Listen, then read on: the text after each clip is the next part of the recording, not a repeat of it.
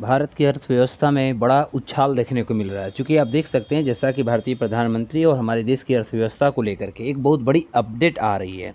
चूँकि हम लोगों ने देखा था कि 2022 तक भारत की जो जीडीपी थी, वह जीडीपी को हमें 3 ट्रिलियन यानी 3 ट्रिलियन डॉलर का हमें इकोनॉमी बनाना था।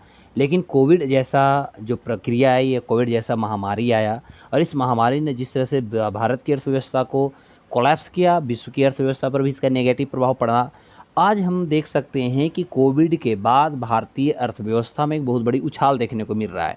चूँकि जिस तरह से कोविड-19 के बाद अर्थव्यवस्था, हम कह सकते हैं सेक्टर्स हमारे यहाँ धीरे-धीरे खुलना शुरू हुए, और हर क्षेत्रों में स्मूथली हम कह सकते हैं कुछ न कुछ परिवर्तन देखने को मिल रहा है।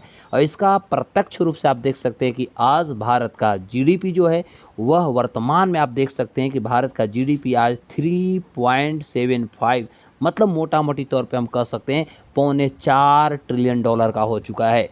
और आज भारत का जीडीपी लगभग पौने 4 ट्रिलियन डॉलर का हो चुका है। जो भारत की आज अर्थव्यवस्था और जीडीपी जो है, ब्रिटेन का अर्थव्यवस्था देखिएगा, फ्रांस देखिए, रसिया, जो कि रसिया और यूक्रेन पिछले 24 फरवरी 2022 से लगातार दोनों युद्ध लड़ रहे हैं। तो इसमें एक बहुत बड़ी अपडेट देखने को ये मिल रहा है कि इतनी बड़ी-बड़ी जो अर्थव्यवस्थाएँ ये धराशायी हो गए, और आज भारत की अर्थव्यवस्था कहीं न कहीं अपने पॉजिटिवनेस की ओर आगे बढ़ रही है, या कह सकते हैं एक सकारात्मक कदम की ओर आगे बढ़ रही है। तो आज भारत का अर्थव्यवस्था 3.7 ट्रिलियन डॉलर का हो गया है ना? अब हम लोग इसमें देखेंगे कि भारत की अर्थव्यवस्था जो 3.7 ट्रिलियन डॉलर, आज हम इसमें बहुत सारे ऐसे गतिविधियों का स्टडी करेंगे, जैसे जीडीपी क्या होता है ना? जीडीपी कितने तरह से मूल्यांकित किया जाता है। तो एक्चुअली आपने नाम सुना होगा कि एक हमारा नॉमिनल जीडीपी होता है, एक रियल जीडीपी होता है ना? तो आज हम इसको भी हम लास्ट में आपको डिस्कस करेंगे कि हमारा जीडीपी, नॉमिनल जीडीपी क्या होता है, रियल जीडीपी क्या होता है, तथा हमारे यहाँ जो नेशनल इनकम होता है या जीडीपी होता है, इसको आखिर निकालता कौन है, इस सभी के बारे में भी आज हम लोग डिस्कस करेंगे, जो आने वाले एग्जाम के लिए बहुत इंपॉर्टेंट होगा। तो लास्ट तक बने रहें और लाइक, सब्सक्राइब, शेयर करना ना भूलें।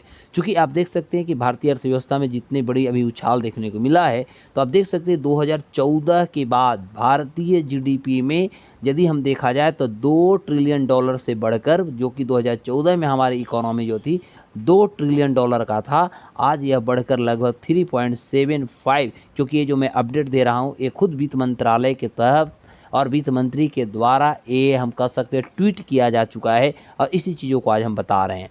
तो आज भारत की अर्थव्यवस्था जो है दुनिया की 5वें सबसे बड़ी अर्थव्यवस्था बन चुकी है। इसमें भी आपको एक देखने गौर करने वाली बात ये हो सकती है कि हमारी भारतीय अर्थव्यवस्था जो है दुनिया में जीडीपी के आधार पर, है ना? जीडीपी के आधार पर भारतीय अर्थव्यवस्था 5वां पोजीशन पर है। लेकिन आपको ये बात पता होनी चाहिए कि जब हम परचेजिंग पावर पैरिटी की बात करें, है ना? तो परचेजिंग पावर पैरिटी में भारतीय अर्थव्यवस्था दुनिया का तीसरी अर्थव्यवस्था हो चुका है।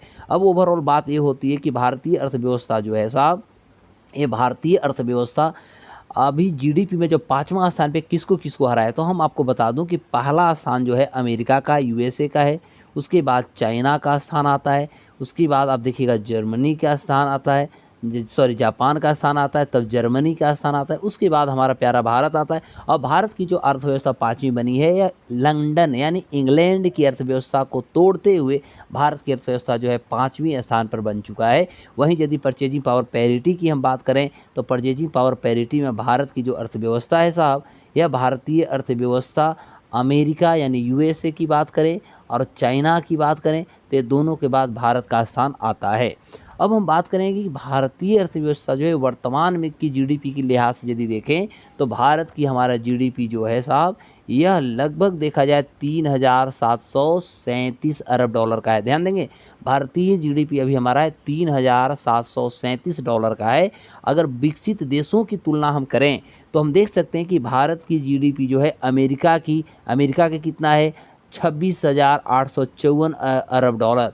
वहीं चीन की बात करें तो 19,374 अरब डॉलर। वहीं जापान की बात करते हैं तो 4410 अरब डॉलर, और जर्मनी की बात करते हैं तो 4,309 अरब डॉलर से कम है। वहीं भारत की बात करें तो भारत है 3,737 अरब डॉलर का। अभी वर्तमान की स्थिति में प्राइस लेवल की बात कर रहा हूँ, है ना? तो इस आधार पे भारत की जीडीपी जो है 3,737 अरब डॉलर का हो चुका है।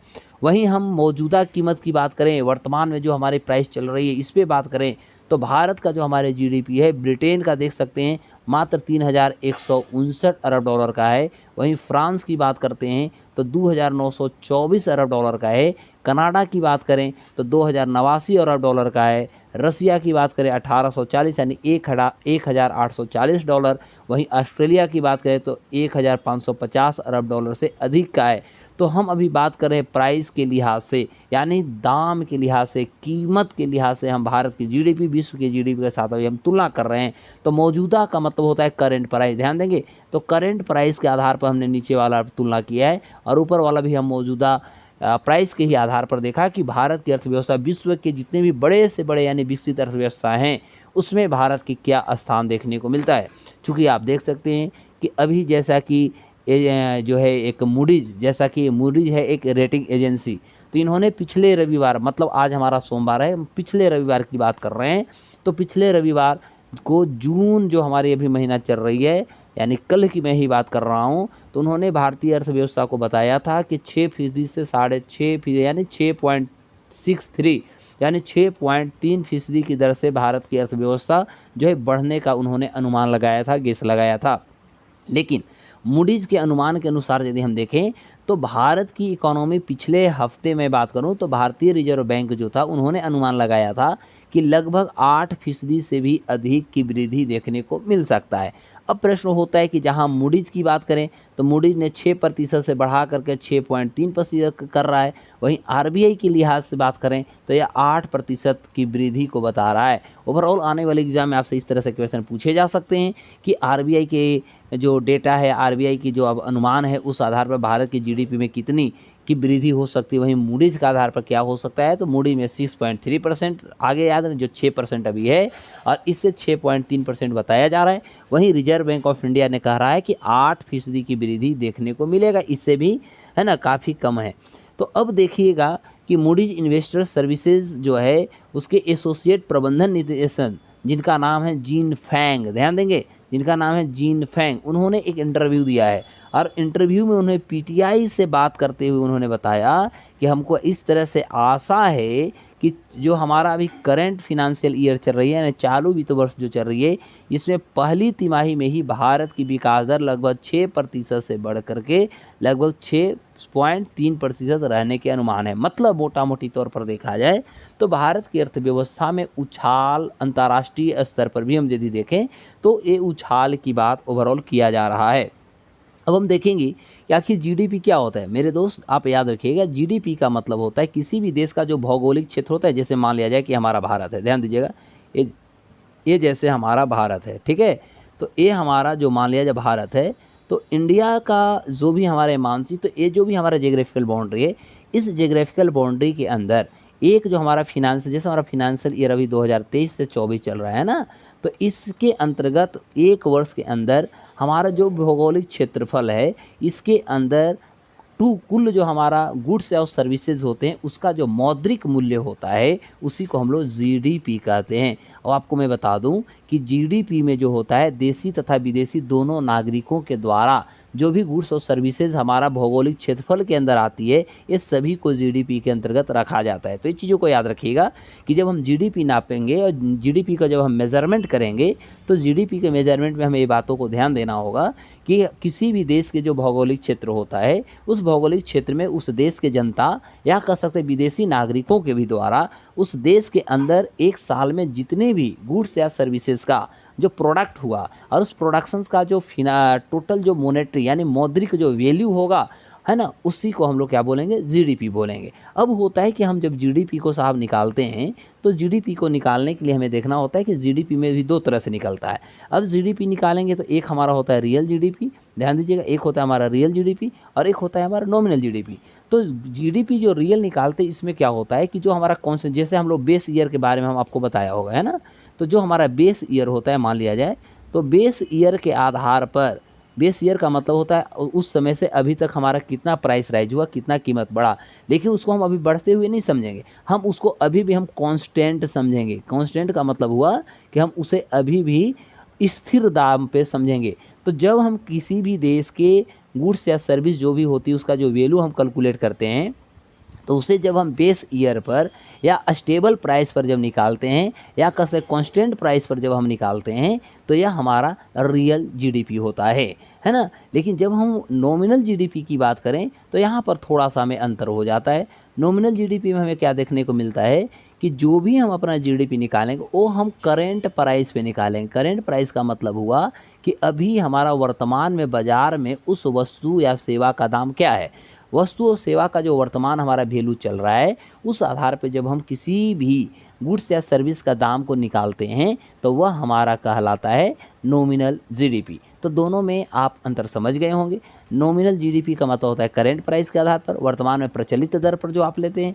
और रियल जीडीपी का मतलब हुआ कि एक ऐसी हम बात कर रहे हैं जीडीपी का जो एक कांस्टेंट प्राइस पर, मान लिया जाए हम इसको एग्जांपल तौर पे ऐसे कहें कि मान लिया जाए सरकार ने कहा अभी हमारा जो फिनेंशियल ईयर चल रहा है ना, तो फिनेंशियल ईयर में सरकार ने कहा कि जो भी हमारा 2011-12 है तो जो उस समय हमारा दाम था उसी दाम के आधार पर आज भी हम निकाल रहे हैं। तो मायने सी बात है 11-12 से लेकर अभी 23 आ गया, मतलब मोटा मोटी 10 साल हो गए, 10 साल प्लस हो गए। तो इसमें मायने सी बात है हर चीज़ों का दाम तो उछाल हुए हैं, बढ़े हैं, लेकिन हम उसी दिन के या उसी अनुरूप हम निकाल रहे हैं तो ये हमारा कॉन्स्टेंट प्राइस हुआ। लेकिन हम वर्तमान में देख रहे हैं कि जैसे मान लिया उस समय जो था कोई सामान 5 रुपये का था, अब आज ये सामान हमारा आज 25 रुपये में मिला है। तो अब देख सकते हैं 5 वाला सामान 25, तो 25 के आधार पर जो हम निकाल रहे हैं इसी को हम कहेंगे करेंट प्राइस। तो करेंट प्राइस के आधार पर जब हम निकालते हैं तो यह हमारा निकलता है nominal GDP. I think clear हो गया होगा। अब हम बात करेंगे कि हमारे जीडीपी को कौन मेजर करता है। This is the question for you all.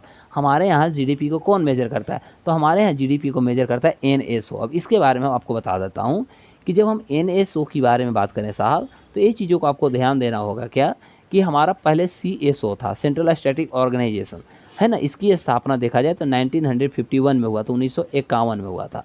लेकिन NSSO, National Sample Survey Organisation, इसकी स्थापना 1950 में हुआ था। क्लियर हो गई।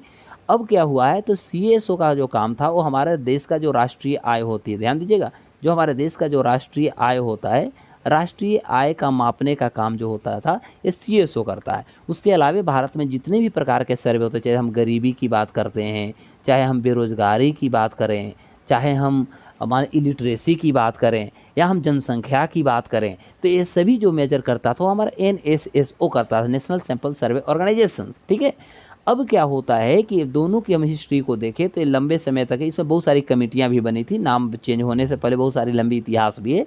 तो शॉर्ट में बता देता हूँ कि जैसे सुरेश तेंदुलकर कमेटी बना, जैसे सी रंगराजन कमेटी बना, और फाइनली अभी हम क्या देख रहे हैं साहब कि एसीएसओ जो है और एनएसएसओ जो है ना, इसको भी भारत सरकार जो है साहब मर्ज कर चुका है। तो ये दोनों को भी मर्ज कर दिया गया है 23 मई, याद रखिएगा 23 मई 2019 को अभी हमारा सीएसओ और एनएसएसओ ये दोनों को मर्ज कर दिया गया है। और मर्ज करके अब बना दी गई हमारा एनएसओ यानी नेशनल स्टैटिकल ऑफिस। ध्यान दीजिएगा, नेशनल स्टैटिकल ऑफिस यानी राष्ट्रीय सांख्यिकी कह सकते हैं कार्यालय। अब हमारे यहाँ निर्माण कर दी गई एक नया संस्था बना है जो सीएसओ एनएसओ दोनों को मिला करके बनाई गई है, और यह काम कर रहा है हमारे यहाँ पिछले 23 मई 2019 से कर रहा है। तो अब आपको याद रखना होगा कि हमारे देश में यदि प्रश्न आता है कि नेशनल इनकम का मेजर कौन करता है, तो उसको आप जवाब में सिंपल से दीजिएगा कि अब हमारे यहाँ साहब एनएसओ करती है, एनएसएस है ना, एनएसओ करती है, जो दोनों को मर्ज करके बना दी गई है। तो आपको आज जीडीपी वर्तमान में भारत का कितना हो गया है आज का हमने अपडेट कर दिया। आप इसे लाइक, सब्सक्राइब, शेयर करना ना भूलें। तब तक के लिए नमस्कार, जय हिंद। फिर मिलेंगे इसी के साथ, इसी तरह एक छोटे से वीडियो के साथ। तब तक के लिए नमस्कार, जय हिंद।